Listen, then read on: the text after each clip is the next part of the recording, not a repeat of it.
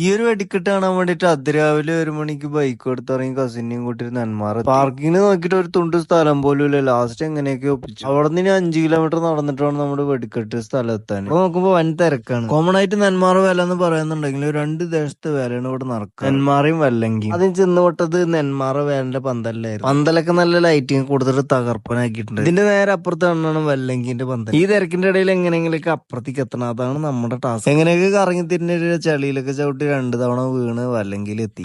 ഇനി വെടിക്കെട്ടിന് വേണ്ടി വെയിറ്റിംഗ് ആണ്. 4-5 ഡ്രോണൊക്കെ പാനത്തോടെ പറക്കണ്ടായിരുന്നു. വെടിക്കെട്ട് തുടങ്ങിയതും ഡ്രോൺ കണ്ടം വഴി അല്ലെങ്കിൽ വെടിക്കെട്ട് അവർ നല്ല തകർപ്പനാക്കിട്ട് തന്നെ ചെയ്യും. വെടിക്കെട്ട് കഴിഞ്ഞപ്പോഴേക്കും നല്ല പുകമയായി, സാധനങ്ങളൊക്കെ പറന്നു വരുന്നുണ്ടായിരുന്നു. അടുത്ത ഇനി നെന്മാറിന്റെ വെടിക്കെട്ടാണ്. അത് ഇപ്പൊ പൊട്ട് എന്ന് പറഞ്ഞ ലാസ്റ്റ് നേരം വെളുത്തു. ഓരോരുത്തരുടെ ഉറക്കവും ഡ്രസ്സിലും ഷൂസിലൊക്കെ ഉള്ള ചളി കാണുമ്പോഴാണ് ഓർത്തത് ഷൂ ഇടാത്ത നന്നായി. 5 മണിക്ക് പൊട്ടേണ്ട വെടിക്കെട്ട് 8 മണിക്കാണ് പൊട്ടിയത്. എന്തായാലും വല്ലങ്കിനെക്കാട്ടിൽ സൂപ്പറായി പൊട്ടി. പക്ഷെ പകലായതുകൊണ്ട്, പക്ഷെ വെളിച്ചത്തിലായതുകൊണ്ട് അത്ര അങ്ങോട്ട് ഭംഗി. ലാസ്റ്റ് പന്തലിന്റെയും വെടിക്കെട്ടിന്റെ ഒക്കെ റേറ്റിംഗ് വെച്ച് നോക്കുമ്പോ ഇപ്രാവശ്യം നെന്മാറ കൊണ്ടുപോയി.